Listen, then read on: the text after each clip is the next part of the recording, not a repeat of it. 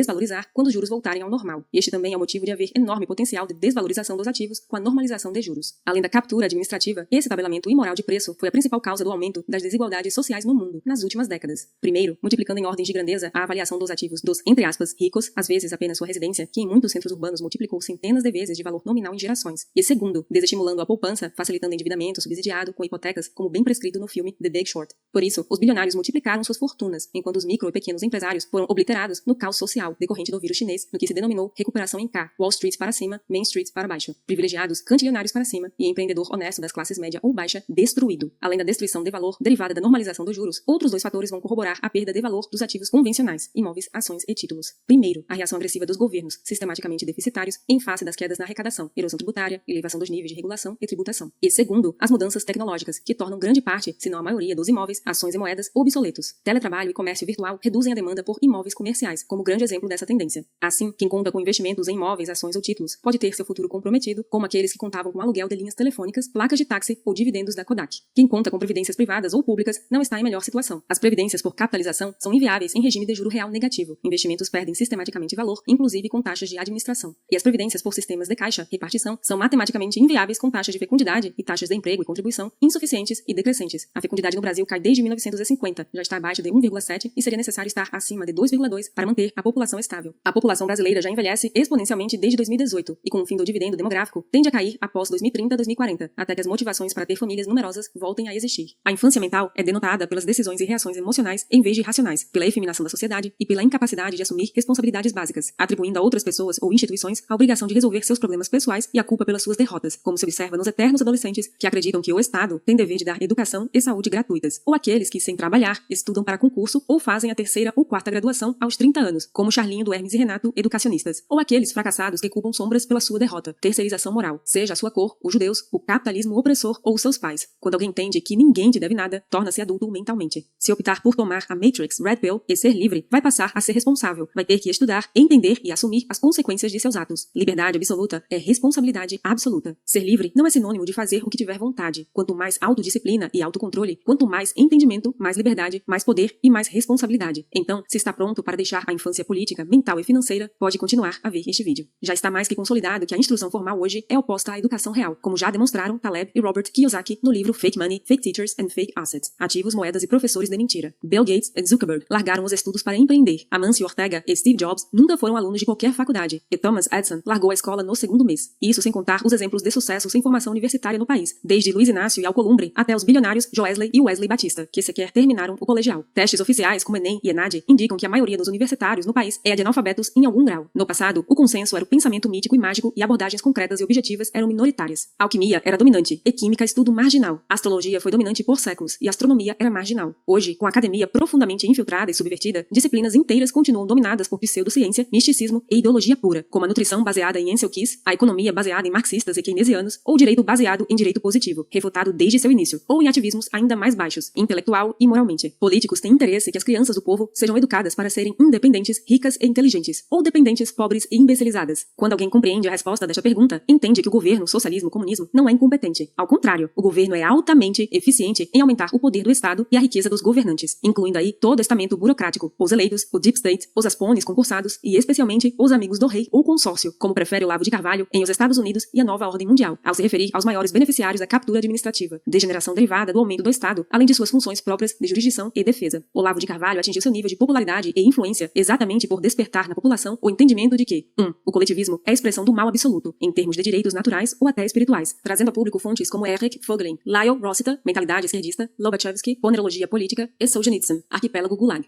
2. O Estado tende a aumentar seu poder exponencialmente, como descrito no Jardim das Aflições, apenas com argumentos retóricos e históricos, como os de Juvenal, o poder, história natural do seu crescimento. E 3. O meio de aumentar os poderes do Estado de maneira exponencial é a engenharia social, planejada e insidiosa, destruindo a inteligência pela instrução formal controlada por burocratas, desestruturando as famílias com leis feministas e estímulo à promiscuidade, infiltrando e subvertendo instituições sociais, incluindo aí a moeda, infantilizando eleitores e efeminando homens, corrupção da inteligência. Os problemas do professor Olavo com os pagamentos do seu curso são excelentes exemplos da urgência da educação em relação a criptomoedas. Se o curso fosse pago em Bitcoin ou outra própria cripto pseudonônima, nem que fosse stable dollar, problemas com PayPal, PagSeguro e IRS, Internal Revenue Service, ou RFB, Receita Federal do Brasil, seriam evitados e a identidade dos alunos preservada, em vez de exposta a governos e corporações militantes para expurgos presentes e futuros. Assim como a educação pública não visa educar, a imprensa progressista não tem como objetivo informar nem convencer. Ela tem como objetivo intimidar, amedrontar e dessensibilizar as vítimas, subversão e contra-inteligência. A maior parte das concessões públicas visa abertamente a desinformação, a inversão de valores morais e as fake news, como popularizado por Trump. A infância política é identificada pelo cultivo da arrogância fatal, crença irracional de que a sociedade pode ser planejada e regulada positivamente por uma autoridade central sem qualquer skin in the game, devidamente refutada por Hayek, dentre outros, no O uso do conhecimento na sociedade. A infância financeira advém da crença de que é possível constituir riqueza ou mesmo manter padrão de vida pagando metade de sua renda de tributos e usando a outra metade para pagar por aquilo que já pagou ao Estado para te prover. Essa condição da infância é usualmente evidente em quem usa moeda estatal exponencialmente diluída para acumular sua poupança na perda fixa, para quem confia em contribuições a sistemas de previdência insustentáveis ou para os arrojados que confiam o futuro de suas famílias exclusivamente na compra de ações de empresas e fundos submetidos à soberania de estados sociais. Se quiser entender melhor que dinheiro é a forma de concentrar tempo e liberdade, assista no YouTube a Hidden Secrets of Money, com Mike Maloney. Se você tiver menos de 40 anos, provavelmente não vai receber nada significativo de aposentadoria, mesmo que seja servidor público. Caia na real. De onde acha que o governo brasileiro vai tirar dinheiro para pagar aposentadoria em 35 anos, quando for o país mais velho das Américas? Sua poupança e sua eventual herança em 10 anos poderão não valer nada, como os ativos dos venezuelanos que viraram pó. A solução está no conhecimento. Se continuar este vídeo, vai ser exposto a verdades que podem te libertar. Por esses motivos, foi criada uma alternativa de reserva de valor superior ao ouro em certos critérios aristotélicos do dinheiro, o Bitcoin. Os atributos de moeda são fungibilidade, as unidades serem indistinguíveis umas das outras, divisibilidade, durabilidade, transportabilidade, e se além de moeda for dinheiro, deve ter o atributo da escassez para servir de reserva de valor. O Bitcoin é mais divisível, mais transportável, mais fungível, já é mais escasso em oferta marginal, inflação anual, que o ouro após maio de 2020, e até agora tem sido durável, embora nesse critério o track record do ouro imponha superioridade com milhares de anos e maior resiliência. Pontas de flecha, contas para fazer pulseiras e colares e ferramentas de obsidiana, rocha magmática, foram demonetizadas pelo cobre. O cobre foi demonetizado pela prata, a prata pelo ouro, o ouro por fiats. Agora, fiats estão sendo demonetizadas pelo Bitcoin, a abstração suprema. Esse processo ocorreu no mundo em milênios, e no Brasil em poucos séculos com os indígenas, denotando ser orgânico. Em todos os processos anteriores, os amigos do rei enriqueceram às custas dos poupadores. Agora, o varejo, a plebe, pequeno investidor, enriqueceu antes do legacy, instituições tradicionais, fundos, bancos e governos. Por isso, Bitcoin não é a oportunidade da geração, mas a oportunidade da história da humanidade. A falha grave na argumentação de quem defende que a morte das moedas fiduciárias, o fim das empresas zumbis e a irrelevância de governos são processos inevitáveis devido à queda dos custos de transação e aumento dos custos administrativos, como detalhado por Coase e Calabrese e Melamed. Quem prevê a inevitabilidade do futuro baseado em projeções de tendências econômicas são os marxistas e malthusianos. Ambos erram completamente. Neste aspecto, há mais razão com Paulo Cogos do que com Peter Turguniev. A engenharia social da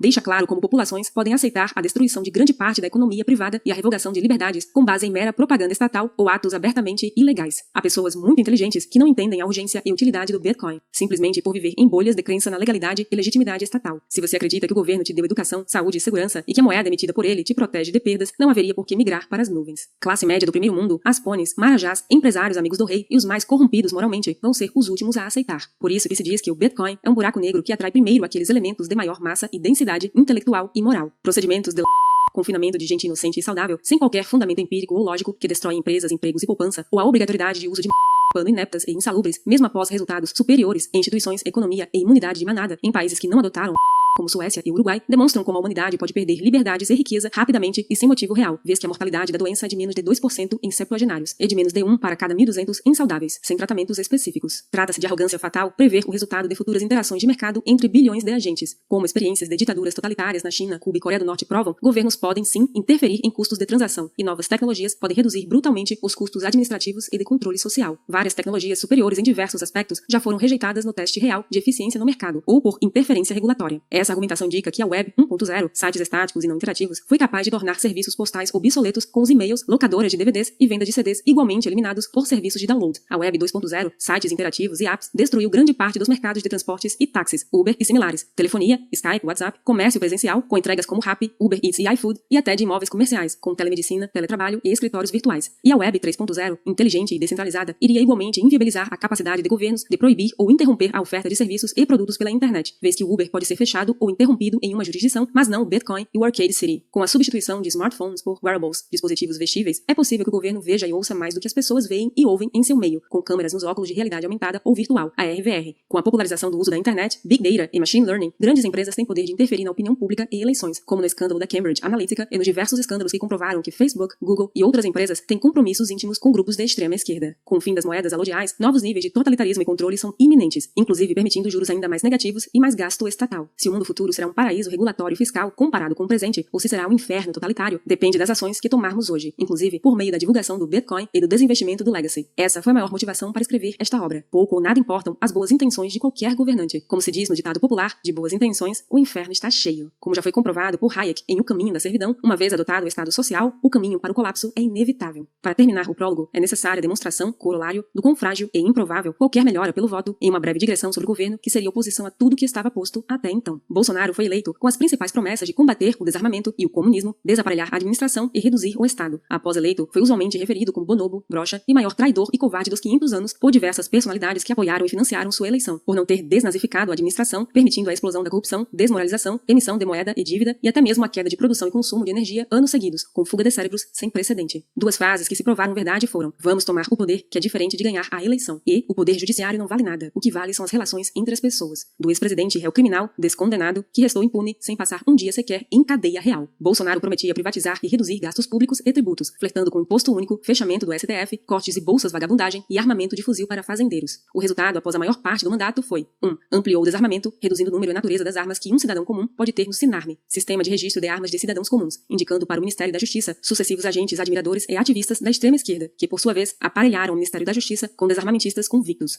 2. No Ministério da Fazenda, como na maioria dos ministérios, indicou majoritariamente esquerdistas e gente comprometida com a extrema esquerda, como a nomeação da família de Léo Pinheiro, um dos principais operadores do Mensalão, para a Caixa, de Gustavo Franco, íntimo de FHC e hashtag ele não, ativo na época da eleição, e Levi, ligado e indicado por Dilma, que estava no jantar de Cabral em Paris, para o BNDES, e de gente do BTG, cujo controlador é ex-presidiário por ser o banqueiro de Lula, para a maioria dos bancos públicos. 3. Nas mudanças legais, ampliou os privilégios feministas, a engenharia social e a carga tributária, reduzindo a poupança e a renda privada, com uma reforma da Previdência imoral e estatista que pereniza a miséria. 4. O Enem de 2019 foi amplamente considerado o mais vergonhoso em sua desorganização e progressista em seu conteúdo desde sempre, e de 2020 nem se fala. 5. Em vez de combater o comunismo e cortar relações diplomáticas com ditaduras criminosas, Jair prometeu, em discurso na ONU, facilidades como o ingresso no país sem visto de agentes do regime mais assassino e genocida da história, enquanto seu vice propunha abertamente casamento do país com o Partido Comunista Chinês, PCC. E 6. Em vez de eliminar estímulos perversos de bolsas farelo-petralhas que subsidiam o ócio e a informalidade, sancionou o maior programa de subsídio à vagabundagem com auxílio emergencial a mais de 66 milhões de pessoas, excluindo qualquer empregado ou servidor, e em ano eleitoral propôs imposto de renda negativo para perpetuar esses pagamentos. Resistir é desinvestir. Ter qualquer coisa em ditadura de exceção bolivariana é financiar e apoiar seus crimes. Quando o voto na urna e a opinião da maioria são irrelevantes, relevantes passam a ser os votos com os pés, onde coloca o dinheiro, ou com armas, lutando para reconquistar as liberdades. Os estados sociais hoje são deficitários, como previsto por Hayek, e não são sustentáveis. Eles tendem a se transformar em 1. Ditaduras totalitárias, como a China, com seu estado policial com monitoramento e controle draconiano e milhões de vítimas em campos de concentração para retirada de órgãos por crimes políticos, como ser cristão ou islâmico. Ou 2. Paraísos regulatórios e fiscais de portas abertas ao Bitcoin, seja vendendo cidadania sem imposto de renda, Saints Kits, residência com isenção perpétua, ZUG ou outros benefícios, como Gibraltar, Curaçao, Malta, Estônia, Paraguai, Portugal, Coreia do Sul, Japão ou El Salvador. Desde a antiguidade clássica até os pais fundadores, reconhecia-se que a democracia é uma degeneração da república, tanto que nem empregaram termo em sua Constituição, única a durar mais de 2 séculos, com exceção da de San Marino. Tanto é uma corrupção da ideia da sociedade pública no condomínio em que os porteiros votam, que a Coreia do Norte e a Alemanha Oriental, apesar de suas experiências criminosas, tinham democrático em suas denominações oficiais. Hoppe demonstrava que a democracia virtualmente garante que somente os maus e perigosos cheguem ao topo do governo, o que é comprovado nos casos de redução do Estado, com explosão de riqueza e desenvolvimento em Hong Kong, Coreia do Sul e Singapura. Isso não ocorreu onde havia democracia, mas sim legalidade e garantia de direitos à propriedade. Também é demonstrado há décadas, tanto pelas escolas de economia política do Public Choice, Teoria das Escolhas Públicas, e de Bloomington, que é categoricamente impossível regenerar estado de exceção totalitário por vias institucionais e tampouco sem eliminar as elites dirigentes ou grupos concentrados de interesse, como demonstrado no problema de Olson, o problema da ação coletiva. Para eles, as únicas alternativas à ditadura de exceção são votar com os pés, desinvestir, emigrar, votar com armas, matar e arriscar-se a morrer, ou enfrentar a submissão, o terror e a miséria. Como todo confronto em que não há chance de acordo, as opções são fuga, luta ou submissão. Bitcoin é muito atraente para o ponto de vista libertário se pudermos explicá-lo corretamente. Eu sou melhor com código do que com palavras. Satoshi Nakamoto. É mais fácil, macaco, mudar de árvore ou mudar a árvore de lugar. Salvar a si mesmo é muito mais fácil que terceirizar a responsabilidade, terceirização moral, de salvar a sua família ou garantir seu sustento na velhice, esperando um salvador da pátria ou melhorias institucionais que não ocorrerão. É assumir sua responsabilidade e fazer seu hedge ou shorter abertamente, o que aponta para a queda iminente. Aí restam o lucro e a tranquilidade, mesmo ao ouvir os absurdos da mídia oficial ou dos políticos eleitos. A utilidade da informação não é perdida quando partilhada. Por isso, PI, propriedade intelectual, é roubo. Sua natureza violenta, vez que a única maneira de impor esses direitos é involuntária por monopólio não contratual. Os autores do livro dizem, sinta-se à vontade para reproduzir parcial ou totalmente a obra, contanto que referencie a fonte. E é o que estamos fazendo aqui no L de Liberdade. Em uma lista de personalidades relevantes na comunidade, para a busca de mais conteúdo, não podem faltar Fernando Urrich e Safiri Felix, grandes speakers de Bitcoin que produziam conteúdos muito didáticos para iniciantes. Richard Hittenband também tem excelentes materiais, como a série Os Antifrágeis, explicando a obra de Nassim Taleb capítulo por capítulo. Há canais de resumos de notícias como Visão Libertária, Ideias Radicais, ressalvado que já elogiou a Atlas, Pirâmide Descarada e apaga vídeos quando muda de opinião, Investidor Libertário, Roberto Pantoja e Coreia com K. Quanto a AT, Análise Técnica, os principais atores em português são Guilherme Renault e Fausto Botelho. Acertam mais que erram, mas ambos já foram oprimidos. Os bitcoinheiros são maximalistas de alto valor e reputação. Número de seguidores e views não são medidas de qualidade na internet. Diversos golpistas e piramideiros têm centenas de milhares de seguidores. Inclusive, o YouTube há anos lucra com crimes e golpes anunciados na plataforma. Há entes mais antigos na comunidade e com muito mais conhecimento técnico, reputação e horas dedicadas ao ecossistema que os autores do livro, como Felipe Mica, Rodrigo Souza, Marco Carnu, Algorista, Daniel Fraga e Narcélio Filho. Se tiver dúvidas sobre a reputação de alguém, verifique, pergunte a alguém em quem confie, construa sua rede de confiança.